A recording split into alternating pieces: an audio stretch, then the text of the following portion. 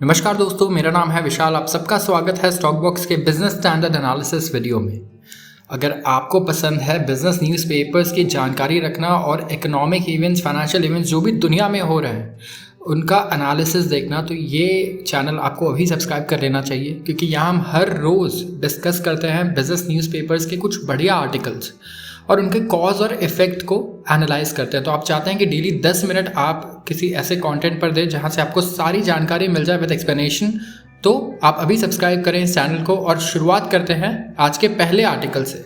सबसे पहला आर्टिकल कह रहा है कि Russian oil to India in June cheapest since Ukraine war, price of each barrel including freight was $68.17, down from 70 to 70.17 in May।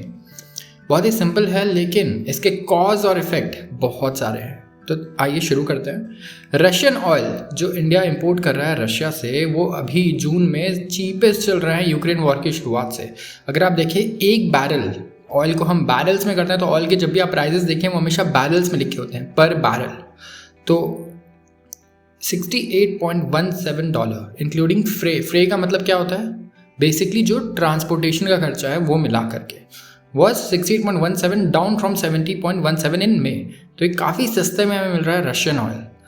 इसके reasons आप जानते हैं ऑफ कोर्स, क्योंकि हमारे रिलेशंस किस तरीके से हैं रशिया के साथ, और साथ ही साथ आप देखें कि हम जो वेस्टर्न प्रेशर है उससे भी अच्छे से हैंडल कर पा रहे हैं। हमें काफ़ी ऊपर प्रेशराइज़ किया गया कई बार कि आप रशियन ऑयल मत लीजिए, आप रशिया को पैसे दे रहे हैं यूक्रेन में वॉर करने के लिए, आप गलत लोगों को पैसे दे रहे हैं। इस तरीके से थोड़ा आप कह सकते हैं मॉरल जो होता है गिल्ट फील कराने की कोशिश की गई, लेकिन इसे बहुत अच्छे से हैंडल किया हमारे फॉरेन अफेयर्स ने। एंड इसके बाद आप देखें कि इसका फ़ायदा हमें कितना ज़्यादा हुआ है। क्यों? क्योंकि देखिए, इंडिया की जीडीपी अच्छे से ग्रो कर रही है, ठीक है। कमोडिटी के प्राइजेस यहाँ पर अगर बहुत ज़्यादा बढ़ जाए तो ये हमारे लिए बिल्कुल अच्छा नहीं होगा।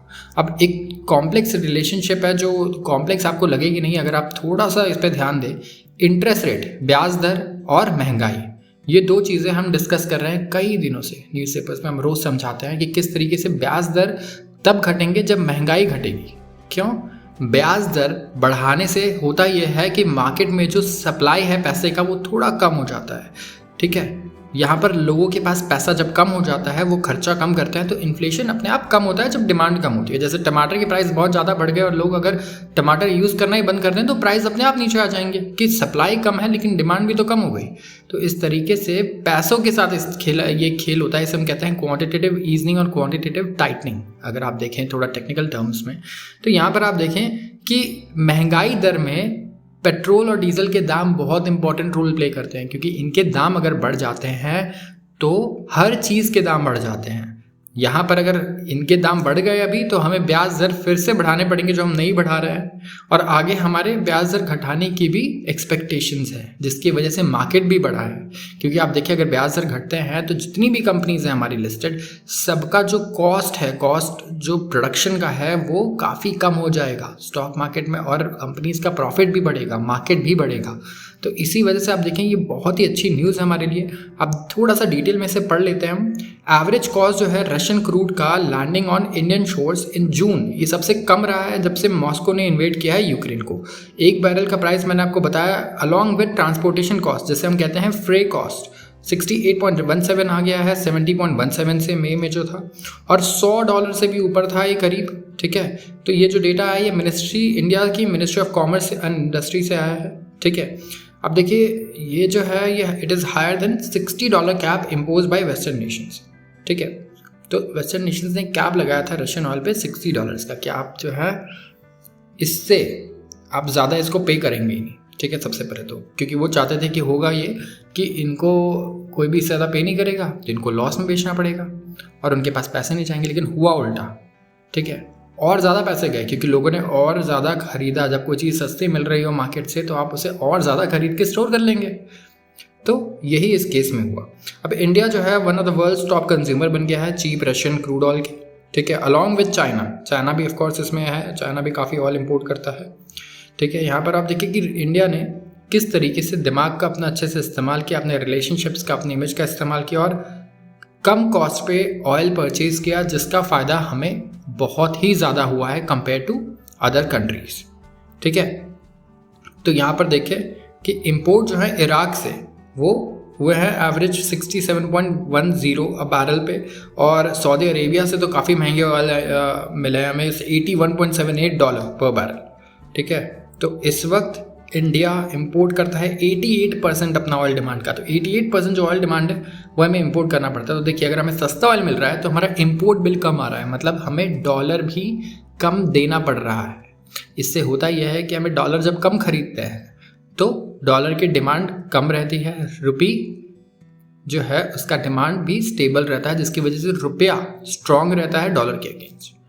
आते हैं अगले आर्टिकल पर। यह है Meesho delivers profit first by Indian E dealer. अब जोमेटो का रिजल्ट आया था, उन्होंने प्रॉफिट शो किया है इस बार अपने क्वार्टरली रिजल्ट्स में, तो आप देख सकते हैं स्टॉक भी 100 के ऊपर गया है, इसका काफ़ी अच्छा परफॉर्म किया है। इसी तरीके से मीशो लिस्टेड नहीं है लेकिन एक ई कॉमर्स प्लेटफॉर्म है, और मंडे को उन्होंने अनाउंस किया कि उन्होंने प्रॉफिटेबिलिटी अचीव किया है जुलाई में, जो consolidated profit after tax level है। ठीक है, क्योंकि यहाँ पे ऑर्डर वॉल्यूम और रेवेन्यू दोनों ग्रो हुई है और कॉस्ट को भी कट किया गया है। तो आप देख सकते हैं कि एक first horizontal e commerce platform है इंडिया का, और जिसने प्रॉफिटेबिलिटी अचीव किया है। ये कमिटेड है सस्टेनेबल ग्रोथ के लिए, ई कॉमर्स को डेमोक्रेटाइज करने के लिए। ठीक है, और इंडिया का असली जो पोटेंशियल है उसे अनलॉक करने के लिए। उनके जो चीफ एग्जीक्यूटिव ऑफिसर हैं विदित आत्रे, उनका ये कहना है। ये फाउंडर हैं मीशो के। अब प्रॉफिट तो बहुत बड़ा नहीं है, लेकिन आप देख सकते हैं यहाँ से एक ट्रेंड की शुरुआत हो रही है। सबसे पहले आप देखिए जोमेटो, ये प्रॉफिटेबल हुआ, 2 करोड़ का ही प्रॉफिट था। ठीक है, स्विगी को आप देखें, स्विगी का जो फूड डिलीवरी बिजनेस था वो प्रॉफिटेबल हुआ था अगर आप कॉर्पोरेट कॉस्ट और ईसॉप्स को अगर आप एक्सक्लूड कर दे तो। जेप्टो अच्छा खासा ग्रोथ, और जेप्टो ने कहा है कि वो भी आगे प्रॉफिटेबिलिटी पे फोकस कर रहे हैं और उनका एम ये ही है और वो हो भी जाएगा, उनका कहना है। 300% की ग्रोथ आई है ईयर ऑन ईयर, आप देखिए जेप्टो में। और पेटीएम ने अच्छा खासा जो उसका लॉस था उसमें डिक्लाइन शो किया है। तो आप देखिए पेटीएम ने 44.5% का डिक्लाइन शो किया उसके कंसोलिडेटेड नेट लॉस में। तो जो लॉसेज में थे उनके लॉस काफ़ी कम हो रहे हैं और प्रॉफिट के गोल्स भी दे रहे हैं जो स्टार्टअप्स है इस वक्त इंडियन इकोसिस्टम में।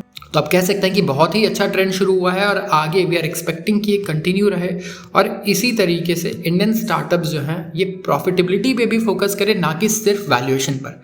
क्योंकि जब बहुत ज़्यादा ओवर वैल्यूड होते हैं स्टॉक्स इनके, तो जब ये लिस्ट भी होता है मार्केट में, तो आप देखिए रिटेल इन्वेस्टर्स का लॉस खास करके होता है। चाहे जोमेटो को देखें, आप नायका को देखें, सारे अपने आईपीओ प्राइस से नीचे चले गए थे काफ़ी, नायका तो अभी भी नीचे है। तो यहाँ पर जो रिटेल इन्वेस्टर्स हैं इनको काफ़ी लॉस झेलना पड़ जाता है, स्पेशली जो लिस्टिंग पे बाई करते हैं ना कि आईपीओ पे, क्योंकि सबको आईपीओ मिलता भी नहीं। तो लिस्टिंग पे जो बाई करते हैं तो थोड़ा सोच समझ कर, इसलिए कंपनीज को भी देखना चाहिए इन चीज़ों को, और रिटेल इन्वेस्टर्स को भी समझना चाहिए कि स्टार्टअप्स जो पैसा नहीं कमा रहे हैं, ऑलरेडी बहुत वैल्यूड है, इनको आप लिस्टिंग पे नहीं खरीद सकते जब वो लिस्टिंग के बाद 100% बढ़े हुए हैं, राइट। सो थोड़ा इन चीज़ों पे ध्यान दीजिए। लेकिन इस वक्त आप देखें कि एक अच्छा ट्रेंड शुरू हुआ है। सो लेट्स सी आगे क्या होता है, आगे कैसे चलता है ये। एंड आप बताइए अगर आपको कोई फेवरेट स्टार्टअप है जो अगर लिस्ट हुआ तो आप ज़रूर उसके शेयर्स बाय करेंगे, हमें कमेंट सेक्शन में बताइए। आज के लिए बस इतना ही। अगर आपको वीडियो पसंद आई हो तो इसे ज़रूर लाइक करें, शेयर करें और चैनल को सब्सक्राइब करना बिल्कुल ना भूलें। धन्यवाद।